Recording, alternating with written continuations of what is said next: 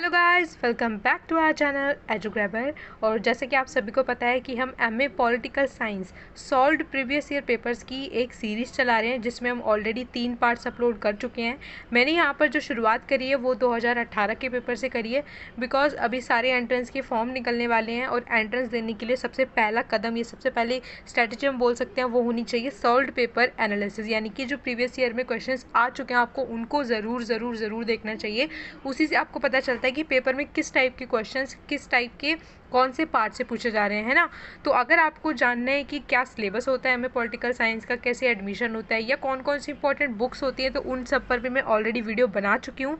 आप नीचे description box में जाके उनको भी चेक कर सकते हो। और जो हम पेपर की एनालिसिस कर रहे हैं उसके 3 पार्ट्स हम ऑलरेडी अपलोड कर चुके हैं। एक पार्ट में मैंने 25 क्वेश्चंस लिए हैं, तो अगर आपने उनको नहीं देखा है तो प्लीज़ जाके ज़रूर वॉच कर लेना। ऊपर आई बटन में प्लेलिस्ट का लिंक मैं डाल दूँगी, तो प्लीज़ उनको ज़रूर वॉच करना। और अगर आपको वीडियो पसंद आए तो लाइक, कमेंट, शेयर एंड नए हो तो प्लीज़ सब्सक्राइब ज़रूर कर लेना। और उसके आगे जो बेल आइकन है उसको प्रेस कर लेना फॉर द लेटेस्ट नोटिफिकेशन। और प्लीज़ अपने फ्रेंड्स के साथ ज़्यादा से ज़्यादा शेयर करना, बिकॉज एंट्रेंस अभी बहुत सारे बच्चों को देना होगा तो किसी की हेल्प ही हो जाएगी। सो बिना देरी करते हुए स्टार्ट करते हैं आज का वीडियो। जैसे कि मैं आप सबको पहले भी बता चुकी हूँ कि हम ऑलरेडी 3 पार्ट्स अपलोड कर चुके हैं जिसमें हम 75 क्वेश्चन तक कर चुके हैं। तो आज मैं जो स्टार्ट करूँगी वो करूँगी क्वेश्चन नंबर 76 से।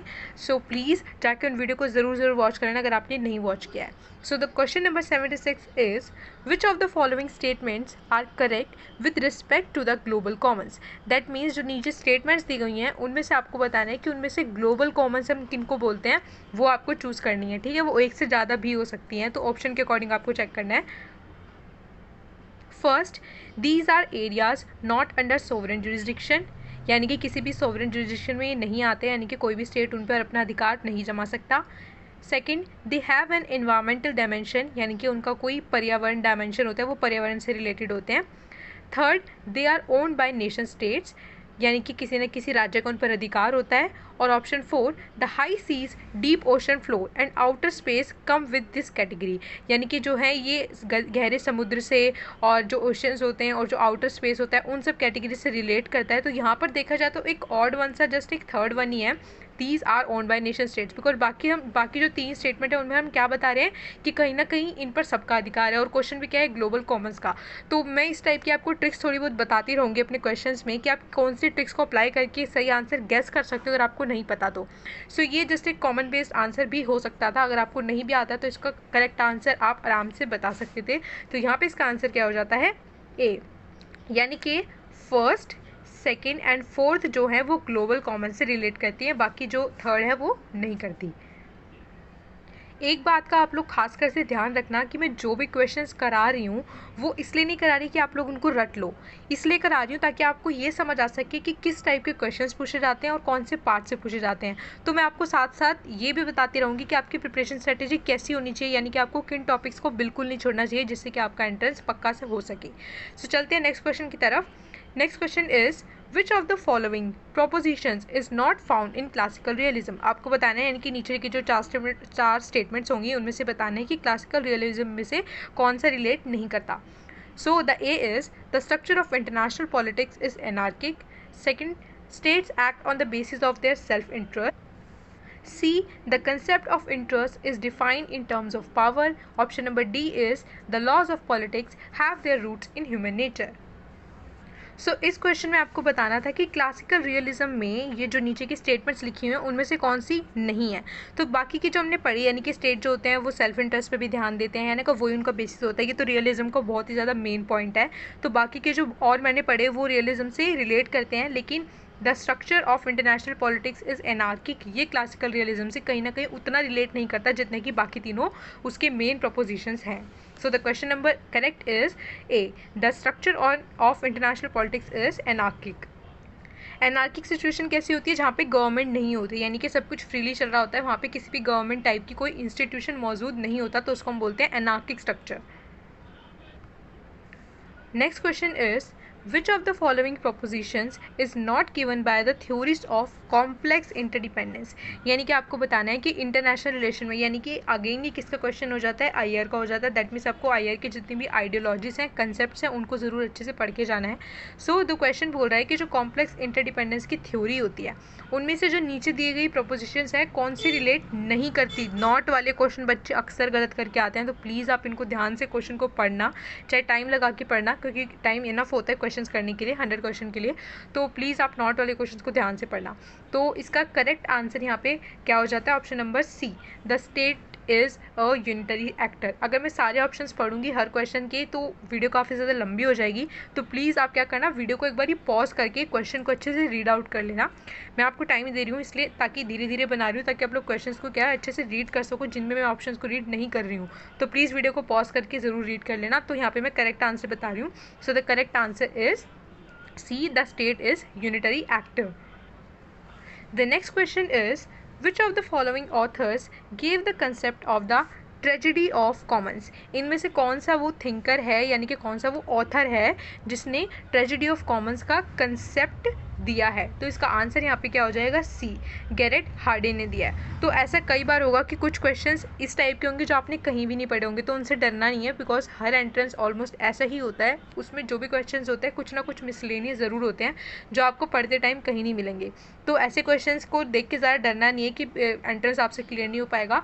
ऑब्वियसली आपको 100 क्लियर नहीं करने हैं, आपको एक कट ऑफ तक ही पहुंचना है। तो इट्स ओके अगर कोई मिस्टेनियस आपसे नहीं भी होता है, लेकिन वहाँ पर आप गेस कर सकते हो। अगर आपने स्मार्ट स्टडी की होगी तो आप गेस कर पाओगे। तो कुछ क्वेश्चंस होते हैं ऐसे, तो मानती हूँ मैं, लेकिन इसका आंसर यहाँ पे क्या हो जाता है, Garrett Hardin. Next question, which of the following was not a distinctive feature of Dharmashastra tradition in India? यानी कि आपको बताना है कि जो नीचे दिए गए हैं उनमें से कौन सा धर्मशास्त्र जो कि इंडिया का ट्रेडिशन रहा है उसका एक डिस्टिंक्टिव फीचर नहीं है। नॉट वाला क्वेश्चन है, ये भी अगेन ध्यान से पढ़ना, ठीक है। नॉट पूछा गया है तो आपको बताना है कौन सा नहीं है। तो यहाँ पे इसका करेक्ट आंसर क्या हो जाता है, वो हो जाता है A, scholars concentrated on the nature and mechanics of power. ये काफ़ी बाद में आया था, तो ये इसका एक फीचर नहीं है। Next question is, which of the following is true? आपको बताने की जो नीचे कुछ स्टेटमेंट्स दी गई हैं उनमें से कौन सी सही है, आपको वो बताना है। तो यहाँ पे नॉट वाला नहीं है, ये ट्रू वाला क्वेश्चन बताना है। तो मैं आपके लिए एक बार पढ़ देती हूँ क्वेश्चन को, ठीक है। इसके स्टेटमेंट्स हैं, both globalists and skeptics believe that the states are losing their power in the globalized world. Option B, globalists believe that the role of the state is eroding in the present times. Option C, none of the above, and option D is skeptics believe that the role of the state is eroding in the present times. तो इसका correct answer क्या हो जाएगा, option number B, the globalist believe that the role of the state is eroding in the present time. यानी कि globalist क्या मानते हैं, जो कि वैश्वीकरण से रिलेटेड संबंधित वो हैं, कोई भी थिंकर है, विचारक है ना, तो वो क्या मानते हैं कि जो ग्लोबलाइजेशन में है उसमें जो स्टेट्स का रोल हो रहा है वो दिन ब दिन कम होता जा रहा है, बिकॉज जो बाहर की चीज़ें like MNC and the foreign states वो सब क्या करें, धीरे धीरे बढ़ता जा रहा है, उनका वर्चस्व बढ़ता जा रहा है, बोल सकते हो। सो चलते हैं नेक्स्ट क्वेश्चन की तरफ। The next question is, which of the following level of analysis is not discussed by Waltz in his book Man, the State and War? ठीक है, अब यहाँ पे मैं आपको एक फ़ायदा बताती हूँ कि क्वेश्चन पेपर एनालिसिस का फ़ायदा क्या होता है। अब आपको इस क्वेश्चन में आंसर को पढ़ने से पहले, यानी कि ऑप्शन को पढ़ने से पहले एक चीज़ यहाँ पे क्या पता चल गई कि वॉल्स की क्या बुक है, man, the state and war. तो हो सकता है आपके एंट्रेंस में ये बुक आ जाए कि man, the state and war किसने लिखी है, या फिर इनमें से बताओ कि वॉल्स की बुक कौन सी है। तो जब हम पेपर का किसी का भी एनालिसिस करते हैं तो आपको ये नहीं रटना है कि उनके आंसर क्या है, आपको देखना है एक एक चीज़, यानी कि क्वेश्चन में भी आंसर छुपे होते हैं। तो यही मेरा पर्पस है इन वीडियोस को बनाने का, कि मैं आपको बता सकूं कि आप पेपर को किस तरीके से आपको एनालिसिस करना चाहिए और उनमें से क्या प्रोडक्टिव आप निकाल सकते हो अपने एंट्रेंस के लिए प्रिपरेशन करते हुए। तो यहाँ पर मैं इसका सही आंसर बता देती हूँ आपको। यहाँ पे क्या पूछा उन्होंने कि जो वॉल्स की बुक है man, the state and war, इनमें से कौन सा है जो उसकी बुक में डिस्कस नहीं किया गया है। तो इसका करेक्ट आंसर हो जाता है बी, डायडेटिक लेवल वहाँ पर डिस्कस नहीं किया गया है। The next question is, which of the following is true? ठीक है, यहाँ पे आपको क्या बताना है कि ट्रू बताना है, यानी कि नीचे जो कुछ स्टेटमेंट्स दी होंगी उनमें से आपको पढ़ के बताना है कि कौन सी सच लिखी हुई है। तो मैं आपके लिए एक बार स्टेटमेंट्स को पढ़ देती हूँ, बिकॉज इस टाइप के क्वेश्चंस इंपॉर्टेंट हो जाते हैं थोड़े से। तो first statement is, both Gandhi and Tagore regarded nationalism at menace. Menace क्या होता है? एक टाइप का खतरा, यानी कि उसको अच्छा नहीं समझते थे। तो आगे पढ़ते हैं next statements. Option number C B is both Gandhi and Tagore advocated the use of charkha, यानी कि दोनों के दोनों ने चरखे के यूज़ की बात की थी। Option number C is Tagore disagreed with Gandhi's program of non cooperation. Option number D is Tagore supported the use of violence while Gandhi oppose the use of violence in freedom struggle. आपको बताने कि इनमें से कौन सी सच लिखी हुई है, तो यहाँ पर इसको ऑप्शन आपका हो जाता है option number C, Tagore disagreed with Gandhi programs of non cooperation. ठीक है, जो टैगोर थे वो गांधी की जो असहयोग आंदोलन था, जो नॉन कॉपरेशन उनका मूवमेंट था, ऐसी बातों से वो क्या नहीं करते थे, अग्री नहीं करते थे, यानी कि डिसएग्री करते थे। चलते हैं नेक्स्ट क्वेश्चन की तरफ। सो the question number 84 is which of the following is true about the first world war. यानी कि आपको पता होगा कि 2 वर्ल्ड वॉर हो चुकी हैं। ठीक है, फर्स्ट हुई थी 1917 से लेकर 1939 एंड देन सेकेंड हुई थी 45 तक, जिसके बाद वो हुआ था लीग ऑफ नेशंस बना था, sorry league of Nations first world war के बाद बना था और United Nations second world war के बाद बना था। तो वर्ल्ड वॉर्स आपको दोनों पढ़ के जानी है, मेजर इवेंट्स भी पढ़ के जाने हैं। तो यहाँ से आपको क्या पता चल रहा है कि IR से क्वेश्चन पूछे जाते हैं। ठीक है, IR से क्वेश्चन पूछे जाते हैं। और अगर आपको मेरे ये जो क्वेश्चन पेपर्स हैं या फिर मेरी कोई भी दूसरी PPT, किसी भी दूसरी वीडियो का PDF चाहिए तो आप मुझे टेलीग्राम पे ज्वाइन कर सकते हो। ज्वाइनिंग करेंगे नीचे डिस्क्रिप्शन बॉक्स पे आपको मिल जाएगा। डिस्क्रिप्शन बॉक्स में आप जाके उसको चेकआउट कर सकते हो और आप टेलीग्राम को जैसे ही डाउनलोड करोगे तो आप हमारे ग्रुप को ज्वाइन कर सकते हो, या फिर डायरेक्ट सर्च करके भी एजुग्राबर लिख के आप मेरे चैनल को सर्च कर सकते हो। सो यहाँ पे आपको बताना है कि विच of the following is true about the first world war. First world war के बारे में इनमें से कौन सी बात सच है। तो सर यहाँ पे कुछ स्टेटमेंट्स लिखी हुई हैं, यानी कि एक से ज़्यादा भी सच हो सकती हैं option according two options. First is it was the first modern industrialised total war. Second, it was fought between 1939 to 45.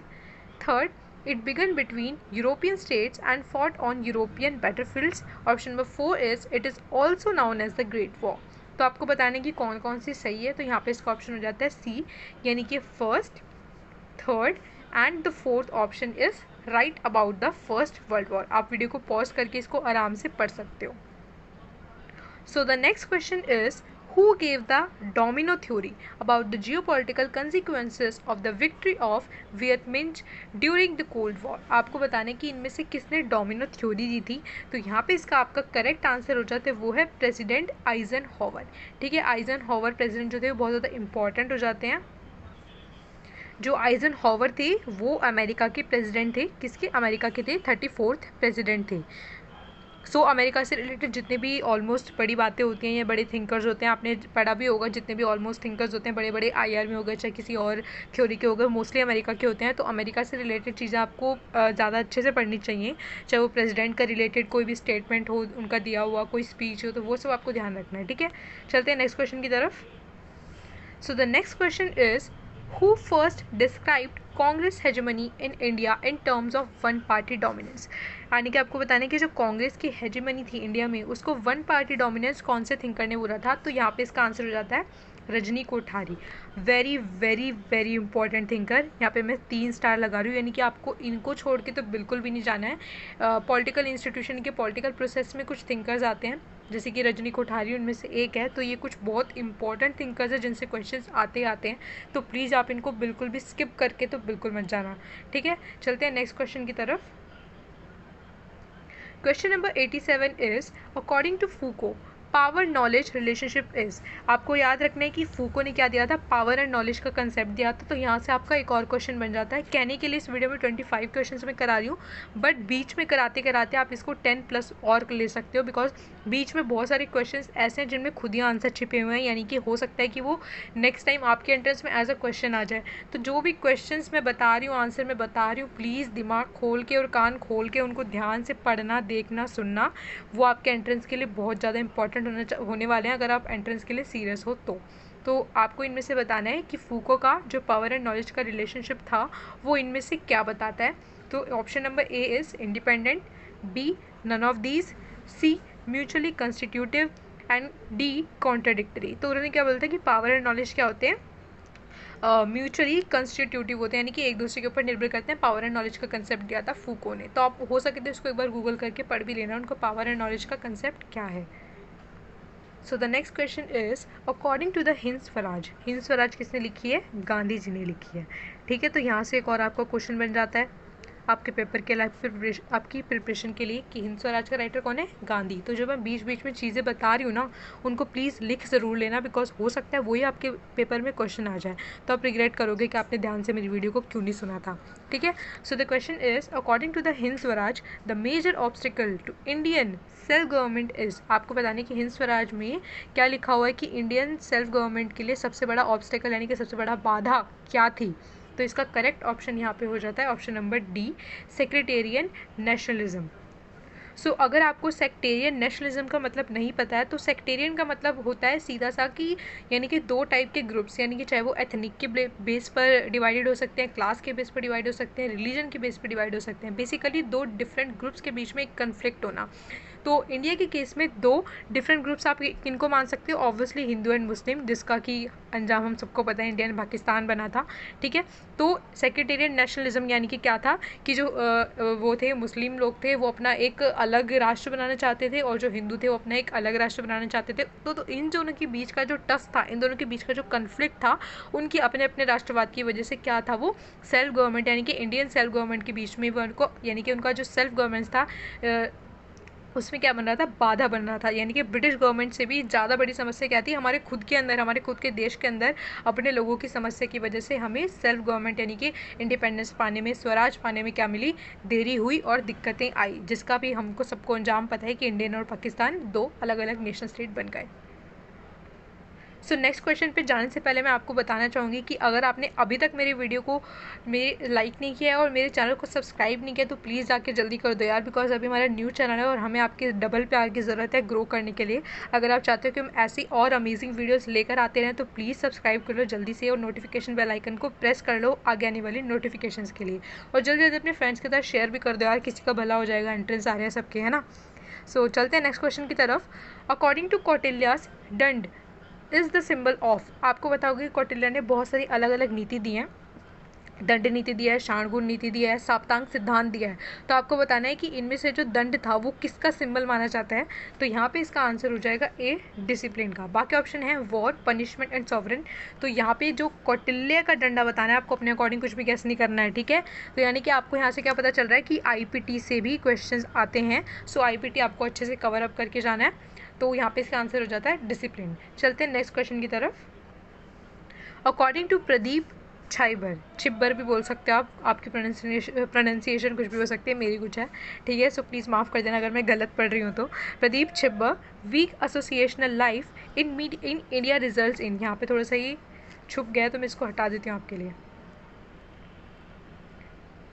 So according to Pradeep Chhibber, weak associational life in India results in, यानी कि प्रदीप छिब्बर के अकॉर्डिंग जो एक week associational life होती है India के अंदर, उसका परिणाम क्या निकलता है। तो यहाँ पे इसका करेक्ट आंसर हो जाएगा आपका एन एक्टिविस्ट स्टेट, ठीक है। तो अगर आपका वीक एसोसिएशनल लाइफ है तो इंडिया में क्या रिजल्ट निकल के आता है? एन एक्टिविस्ट स्टेट निकल के आता है। तो इस टाइप के कुछ मिसलेनियस क्वेश्चन हो सकते हैं, जैसे कि मैं आपको पहले भी बता चुकी हूँ, तो इनसे घबराने की ज़रूरत नहीं है। हो सकता है आपको नहीं आ रहा, 10 और बच्चों को ना आता हो, 20 और बच्चों को ना आता हो, बिकॉज ये इस टाइप के क्वेश्चन होते हैं जो आप कई बारी चाहे कितने भी रिसोर्सेज से पढ़ लो, आपको कहीं देखने को नहीं मिलेंगे। तो प्लीज़ इनसे मत डर जाना। अपना कोशिश करो कि 100 में से अगर आपको 10 कम से कम मिसलेनियस आ रहे हैं, एटलीस्ट आप मान के चलो अप्रॉक्स मान भी लिया कि 10 मिसलेनियस आ रहे हैं, तो बाकी के जो 90 हैं उनको भी तो आप कर सकते हो ना पढ़ के। तो 90 पे ध्यान दो, 10 पे क्यों ध्यान देना। तो ऐसे मिसलेनियस क्वेश्चन को आप माइंड में मत बिठाना। तो फिर भी मैंने आपका राइट आंसर इसका बता दिया है। चलते हैं नेक्स्ट क्वेश्चन की तरफ। According to L Rudolph and S Rudolph, ये हस्बैंड एंड वाइफ थे, मैं आपको बता देती हूँ, कंपैरेटिव पॉलिटिक्स के थिंकर्स हैं। Caste in India fosters democracy for all of the following reasons except one, यानी कि आपको बताना है कि यहाँ पे जितनी भी आइडेंटिटी लिखी हुई है वो एल रेडोल्फ और एस रेडोल्फ का जो इंडिया को डेमोक्रेसी को लेकर जो उनके रीजंस थे उनमें से नहीं है, ठीक है। एक्सेप्ट वन लिखा है ना यहाँ पे, एक्सेप्ट वन। फॉस्टर्स डेमोक्रेसी यानी कि इंडिया जो कास्ट है वो इंडिया में डेमोक्रेसी को फॉस्टर करती है, ठीक है। उसके कुछ नीचे रीजंस लिखे हैं, उनमें से एक नहीं है, तो वो एक्सेप्शन आपको पहचानना है। तो यहाँ पे इसका जो करेक्ट आंसर हो जाता है वो हो जाता है C, makes caste a sacred rather than a secular entity. मैं सारे ऑप्शन इसलिए नहीं पढ़ रही हूँ बिकॉज वीडियो और ज़्यादा लंबी हो जाएगी, ऑलरेडी लंबी हो चुकी है, लेकिन मुझे फिर भी 100 क्वेश्चन आज कंप्लीट करवाने हैं, आपका पेपर कंप्लीट करवाना है, ठीक है। बिकॉज मैंने आपको प्रॉमिस किया है कि मैं एक वीडियो में 25 क्वेश्चन ज़रूर लूँगी। सो आप प्लीज़ वीडियो को पॉज करके बाकी के ऑप्शन को पढ़ लेना। Next question is, according to Aristotle, the state is the highest association because Aristotle ने क्या बोला था कि जो state है ना वो highest association है, वो किस लिए, उसने क्या रीज़न दिया था वो आपको बताना है। तो यहाँ पे जो इसका आंसर हो जाएगा वो है it aims at moral fulfillment of citizens। तो यहाँ से आपको क्या पता चला कि WPT भी आपको अच्छे से कवर अप करके जाना है, WPT के सारे इंपॉर्टेंट थिंकर्स आपको करके जाने हैं, बिकॉज IPT हो गया, WPT हो गया, कंपैरेटिव पॉलिटिक्स हो गया, ये सब एक ब्रॉड टॉपिक्स हैं जिनके अंदर आपको सब टॉपिक्स पढ़ने हैं, ठीक है। ये एक ब्रॉड सब्जेक्ट्स हैं जिनको आपको कवर करना है। तो यहाँ पे मैं आपको सेक्शंस बता रही हूँ कि आपको क्या क्या सेक्शंस पढ़ के जाने हैं, यानी कि WPT कवर करना है, IPT करना है, कंपैरेटिव पॉलिटिक्स करना है, ठीक है। पब्लिक के भी क्वेश्चन आते हैं जो हम अपनी प्रीवियस वीडियो में कर चुके हैं, तो अगर आपने नहीं देखे जाके ज़रूर वॉच करना। चलते हैं नेक्स्ट क्वेश्चन की तरफ। The terms command polity and demand polity were coined by which of the following political thinkers. आपको बताने की कौन से थिंकर ने ये दो टर्म्स बताई थी, command polity and demand polity. तो इसका आंसर यहाँ पे क्या हो जाएगा, सी। जैसे कि पहले क्वेश्चन में आपने इनका नाम देखा होगा, L Rudolph and S Rudolph. Next question is, the Saptanga theory of state is described in which of the following text. Saptanga theory किसके द्वारा की गई है, कौटिल्य के द्वारा की गई है, जैसे मैं आपको पहले भी बता चुकी हूँ पिछले क्वेश्चंस में। सो कौटिल्य आपको ज़रूर पढ़ के जाना है। उसके सप्तांग जो थ्योरी थी आपको बताना है कि इनमें से कौन से टेक्स्ट में दी गई थी, ठीक है, कौन सी वो किताब या कुछ भी दस्तावेज, आप कुछ भी बोल सकते हो जो आपको मन करे। सो उसके जो एक सबसे फेमस है, आपने पढ़ा होगा तो आपको 100% आंसर आता होगा, तो वो है द अर्थशास्त्र। Next question is, the 9th schedule to the constitution was added by which of the following amendment। आपको बताना है कि कॉन्स्टिट्यूशन में 9th शेड्यूल को कौन से अमेंडमेंट के द्वारा जोड़ा गया था। तो यहाँ पे इसका आंसर हो जाता है वो है फर्स्ट अमेंडमेंट। दैट मीन्स आपको इंपॉर्टेंट अमेंडमेंट्स भी पढ़कर जाने हैं, बिकॉज पॉलिटी से बहुत अच्छे अच्छे क्वेश्चंस पूछे जाते हैं और बहुत ज़्यादा भी पूछे जाते हैं, कई बार ज़्यादा कम वेटेज बदलता रहता है, लेकिन आपको पॉलिटी को ज़रूर पढ़ के जाना है, पॉलिटी आप बिल्कुल भी मिस नहीं कर सकते हो। Next question is, the theory of just war can be attributed to which of the following. आपको बताने की जो जस्ट वॉर की थ्योरी है वो इनमें से किससे रिलेट करती है। तो जस्ट वॉर किसकी थ्योरी है, इंटरनेशनल की थ्योरी है। तो यहाँ पे इसको जो करेक्ट आंसर हो जाता है वो हो जाता है डी, सैमुअल पुफेनड्रॉफ। आपको जो भी प्रोनाउंसिएशन है उस तरीके से आप इसको बुला सकते हो, क्या जा रहा है, आपको सिर्फ राइट आंसर पता होना चाहिए, ठीक है। Next question is, J mills harm principal states that. आपको बताना है कि JS मील का जो हार्म प्रिंसिपल है वो इनमें से क्या बताता है। तो आप वीडियो को पॉज करके ऑप्शंस को रीड कर सकते हो। इसका जो करेक्ट आंसर हो जाएगा वो है B, prevention of harm to others is the only ground for restriction liberty. अगर आपको हार्म प्रिंसिपल नहीं पता तो मैं आपको बता देती हूँ। मिल्स का हार्म प्रिंसिपल क्या था कि जो मनुष्य है यानी कि जो इंडिविजुअल है उसको वो सारे काम करने की इजाज़त यानी कि पूरी की पूरी स्वतंत्रता यानी कि फ्रीडम होनी चाहिए, जिससे वो सिर्फ खुद को हार्म करे, किसी और को हार्म नहीं कराई चाहिए। यानी कि अगर वो शराब भी पी रहा है तो उसको पीने के लिए कोई भी नहीं रोकना चाहिए, क्योंकि उससे किसी और का हार्म वो नहीं कर रहा है। तो उसके जो फ्रीडम होगी उस पर सिर्फ एक ही रिस्ट्रिक्शन लग सकती है, वो क्या है, prevention of harm to others is the only ground for restricting liberty. यानी कि अगर उसके किसी कार्य से किसी और को हार्म पहुंच रहा है तो ही उसकी लिबर्टी पर रिस्ट्रिक्शन लग सकती है, वरना आप उसकी लिबर्टी पर रिस्ट्रिक्शन नहीं लगा सकते। तो ये था JS मील का हार्म प्रिंसिपल।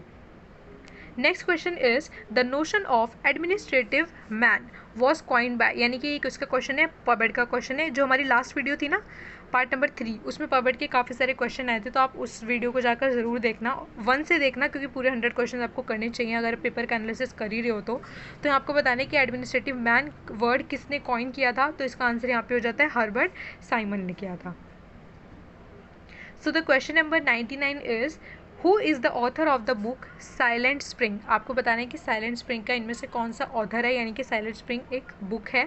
तो इसके जो ऑथर हो जाते हैं वो हैं रचेल कार्सन। यानी कि बुक्स एंड ऑथर से भी क्वेश्चन पूछे जाते हैं, तो आपको इंपॉर्टेंट बुक्स एंड ऑथर्स तो ज़रूर करके जाने हैं। So the next question and the last question for this video and this paper analysis is, Makkhali Gosala belong to which of the following traditions of Indian thought. यानी कि आपको बताना है कि इनमें से इंडियन जो थॉट हैं उनके कौन से ट्रेडिशन से वो बिलोंग करती हैं। तो इसका आंसर यहाँ पे हो जाता है आपका सी, वो जैनिज्म से बिलोंग करती हैं। So that's it for all this video. जैसे कि आपको पता है कि हम सीरीज़ चला रहे थे अपने 2018 के पेपर की, तो वो आज कंप्लीट हो चुके हैं। यहाँ पे हमारे चारों पार्ट्स डन हो चुके हैं। सो प्लीज़ आप सबसे रिक्वेस्ट है, अगर आपने वो नहीं देखी है मेरी पुरानी वीडियोस, और मैंने प्रिपरेशन के लिए भी बुक्स की वीडियोस, इंपॉर्टेंट बुक्स की वीडियो भी बना रखी है और पॉलिटी के ऊपर भी वीडियो भी बना रखी है, तो प्लीज़ उनको जाके ज़रूर वॉच करना और अपने दोस्तों के साथ शेयर करो यार, किसी का भला हो जाएगा, है ना। भला करोगे तो वो आपको दुआएं देगा और आपका एंट्रेंस क्लियर हो जाएगा। ठीक है। So best wishes to all of you, and और अच्छी अच्छी वीडियोस के लिए subscribe to our channel and hit the bell icon for latest upcoming notifications. Bye bye.